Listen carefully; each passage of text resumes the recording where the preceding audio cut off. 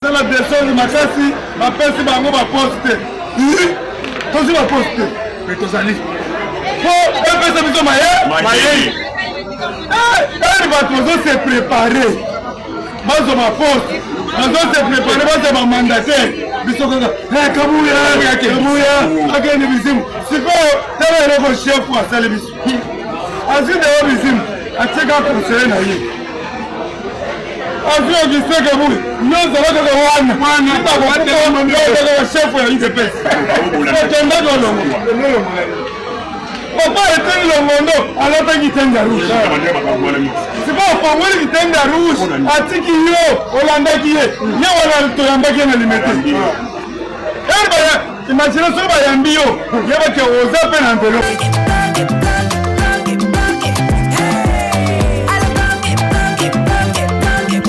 Oyo qui est l'engia Congo.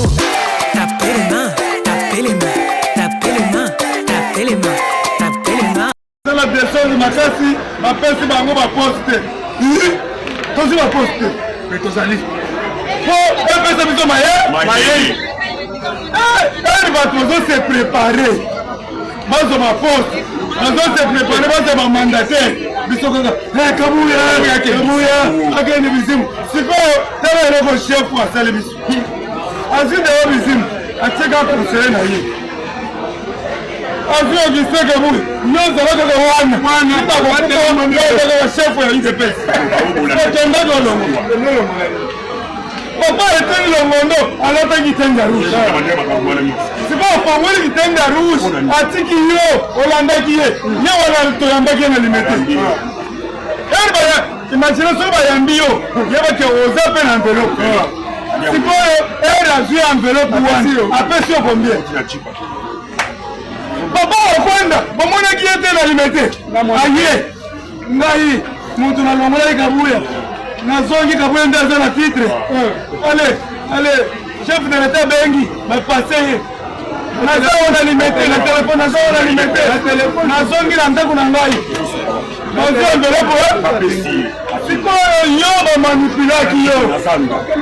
Mena bengi yo. Naza toute la question, ba manipula ki yo. Obongi na vie.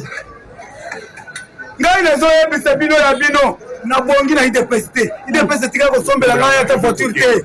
Ata lutu te. Makelele na ngai muntu liboso sombela ngai arrière. Kilo ndongo moyo. Témoignage.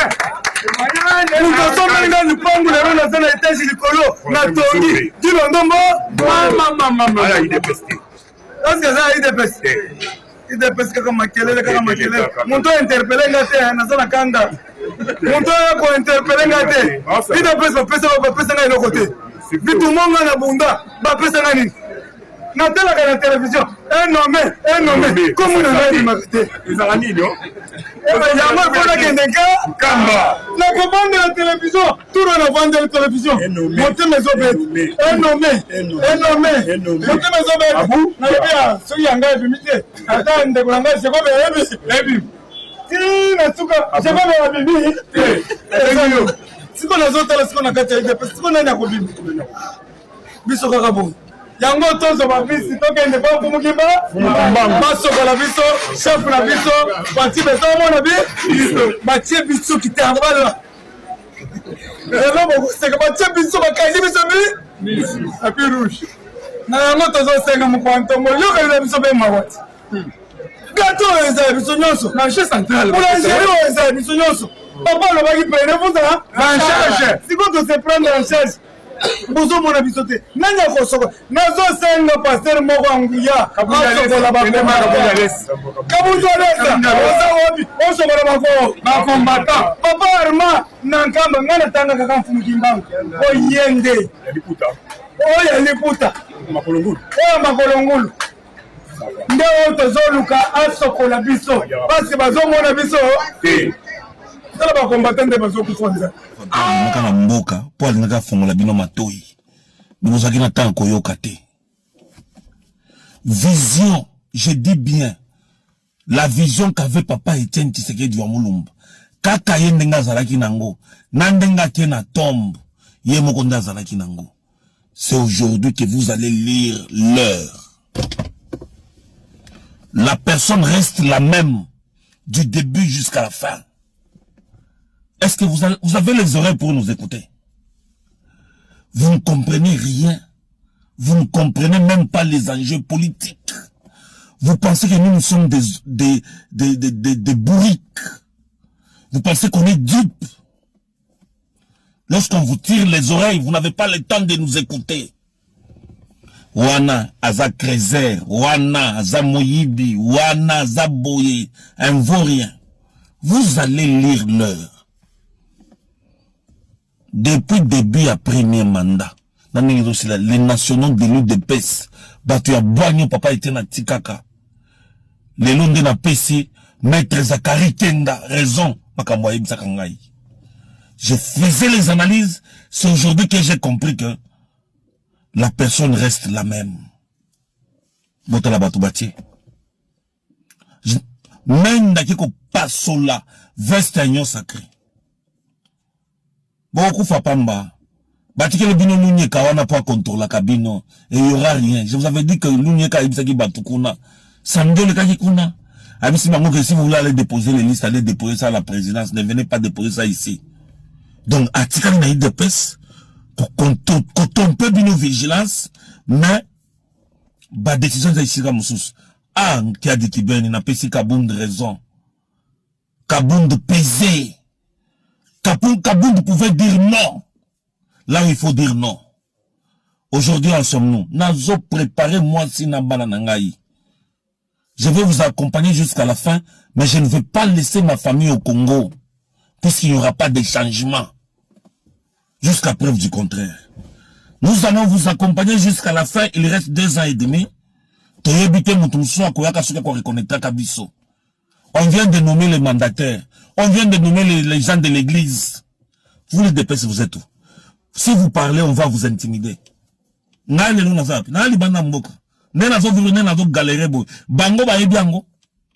pas besoin de vous. Vous perdez votre état inutilement. Moi, je vous dis, viens mon Bengaleli. Viens mon Bengaleli. Je savais, vous avez compris. Maintenant, ici, 10 ans. Nous avons consommé 10 ans. 10 ans pour un continent à Kassaïté. 10 ans, Maïza la Kassaïté. Mais je vous dis, ceux qui les camouillent la mouti pour processer ma Kassaïn, je serai la première personne à sauver les Kassaïens. Là, en tout cas, je vous rassure. Pour battre nyonso, basi bazubiso sur la tébiso na nzungu moko na sani moko. Mais, tout en oubliant que toujours souffrir, et là, comme on est toujours monde. Bozo koufana biso pamba. Pouvoir à Balouba. Bon, Balouba va me retrouver dans le pouvoir.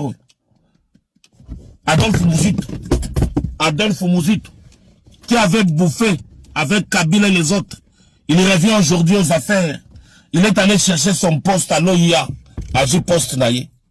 Didier Boudimou, un mafieux de l'étranger, il est revenu. À Kassa, c'est comme bon, tant qu'on a eu ministre de l'économie, les lois sont hydrocarbures va pêcher. Donc, vous ne comprenez rien. Toi, quand vous savez, nous sommes bon, bah, Mickey. Je vais toujours dire, la personne reste la même. Bon, on va laisser ce que nous voyons des pèses. Venez encore nous attaquer. Kabouya Zawana za pion. Yaba rende ba tiki ya contre la cabine. Ceux qui bosala qui va combattre à solo, les lobo buketa ndako Kabouya, bo bengani Kabouya puisque Kabouya n'a rien proposé, nous tumaka ta ide pesa longo ici kana.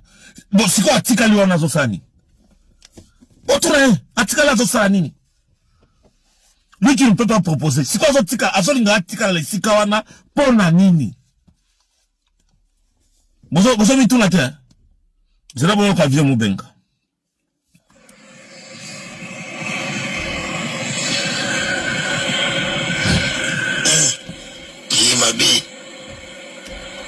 Ouais.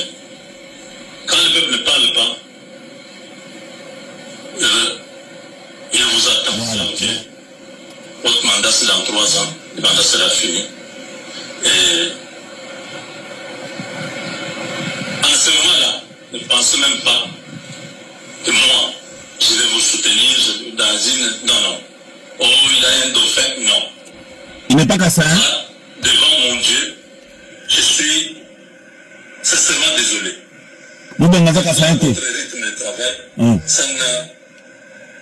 ça ne rassure pas que demain vous allez changer. Voilà. Depuis le début de votre mandat, vous faites les choses à votre manière. Et avec ça, jusqu'à la fin, la même équipe ici, ils vont échouer. Parce qu'ils feront rien. C'est des gens qui sont en train de construire des immeubles de 5, 10 niveaux. Vous demandez les ministres à quel salaire pour construire un immeuble comme ça. Je pose cette question. Ces ministres, où se trouve l'argent pour faire ça? C'est-à-dire, ils mettent la main dans le trésor public. Et vous gardez des gens comme ça.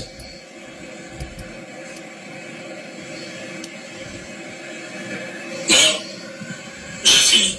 Je pensais que cette fois-ci, le président pouvait faire deux choses. Un, amener de nouvelles personnes. Deux, diminuer la taille du gouvernement. La taille du gouvernement, elle est fantastique. La taille du gouvernement est restée la même.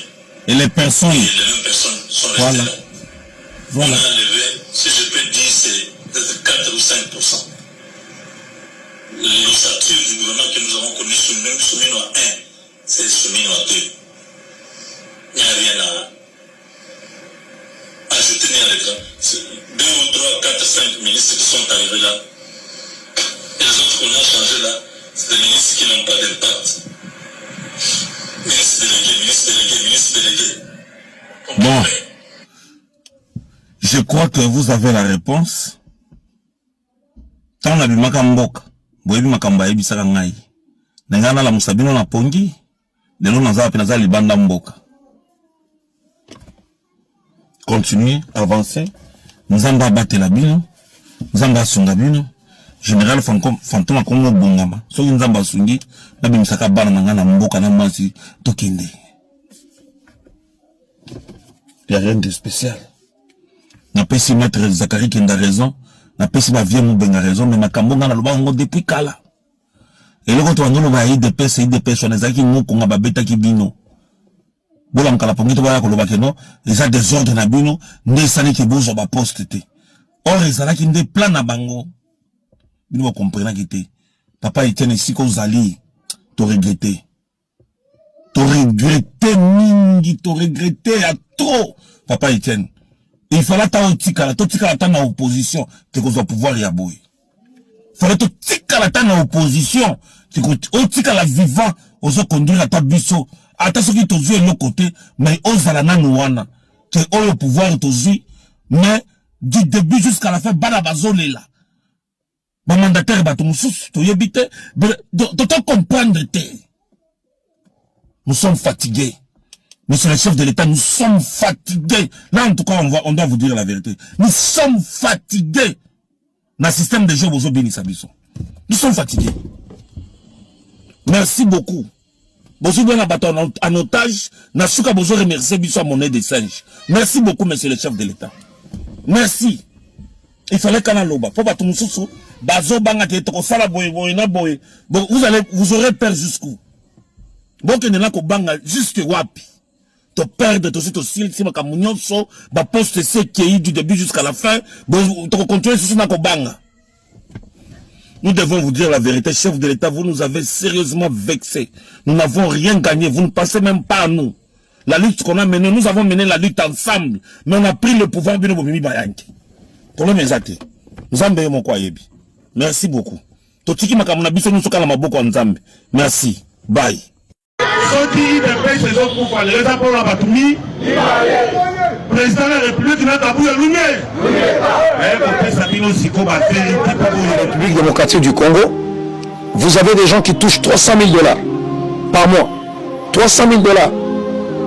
Et qui est notre président? Félix Tshisekedi, qui va accepter, qui est issu de l'UDPS, qui accepte une chose pareille. On a toléré ça, on était lors du premier mandat, on se disait que bon, il doit asseoir un peu son pouvoir et ainsi de suite. Mais là, nous avons comme l'impression que ça continue. Ça continue, nous disons non. On ne peut pas être là, nous avons une catégorie de gens qui, eux, profitent du pays, des richesses du pays, mais les autres continuent à souffrir et à croupir. Et dans un pays pauvre comme le Congo, il se donne le luxe de se donner des salaires de 300 000 et ainsi de suite. Mais quel est d'abord le salaire de ces ministres-là? Ces ministres qu'on nomme là, 53 ministres, qu'on nous révèle leur salaire. Le Sénat, les députés, les ceci. Ben, écoutez, finalement, est-ce qu'on est conscient qu'on doit reconstruire le pays ou soit on n'est pas conscient? Bon, ça la chance mon sous-sous. Pour tout on a pas décevoir Binoté. Vous trouvez ça normal? Non, tout n'a pas. Je pense que Tshisekedi a fermé sa porte. Il a fermé sa porte. C'est ça la douleur que j'ai. Je suis dans votre camp. Je suis dans votre camp. Non. La douleur que non. C'est lui que je voulais qu'il puisse continuer. Vient de fermer lui-même la porte. Non. Peut-être qu'il ne veut pas seulement continuer. Nous ne forçons pour rien.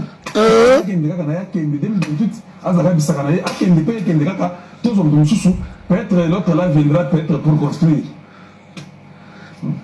Tu sais, hein, nous pouvons tout dire. Nous pouvons faire les dialogues, nous commencer à crier. Tu sais que là, qui n'a rien dit Jésus, c'est bon, tu peux tout dire, tout. C'est bon. Il t'est permis de tout dire. Vous savez Kabila? Kabila est venu 18 ans. Kabila était un petit dieu au Congo démocratique. Un usurpateur qui est venu de l'étranger, un double agent, triple. Tout le monde avait les habits sur Kabila. Il y a des choses que moi je ne comprends jamais, qui se répètent. Ils sont venus, ils sont contents, et qu'on sort. Les Chandakri, les Milani, les Bochab, et tout j'ai oublié les autres là, les Movasakani. Mais c'est pas possible. Ils sont où? Ils ont détruit tout ce qui était de l'État pour faire leur propre petite royaume, leur petite nation ou leur petit royaume. Ils ont tout changé. On nous a dit qu'on a récupéré les titres miniers, plus de 600 titres miniers. Non, les ministres, ce qui Parabomba, qui est parti, certainement qu'il a publié ça pour séduire le Tshisekedi, pour essayer de laisser au gouvernement. Il n'a jamais dit ça. Il l'a dit à la dernière minute. Le Tshisekedi a tombé qui pour y récupérer qui? Tshisekedi a tombé qui pour récupérer qui? La cabinet des Rwandais, oui. Mais est-ce qu'un ministre, quand tu entres, tu ne fais pas l'évaluation? Tu es ministre. Tu es là, ça fait 2 ans. Tu n'as jamais évalué. Tu évalues au moment où on veut remanier. C'est triste, hein? C'est triste, oui. Quand je suis déçu. Je dis bien, c'est triste. Ah, Zabé. Maman Toulouka nous a promis, on va évaluer. Hein? Et l'autre côté, on n'a pas évalué. Il est encore là. Vous savez quand Kabila a fait toutes ces bêtises-là, hein? Fait de votre question pour demander à tout notre peuple de tout faire pour ignorer ces soi-disant gouvernements et de résister avec la dernière énergie contre toute tentative de nous imposer un gouvernement quelconque qui n'ait pas de base de légitimité populaire.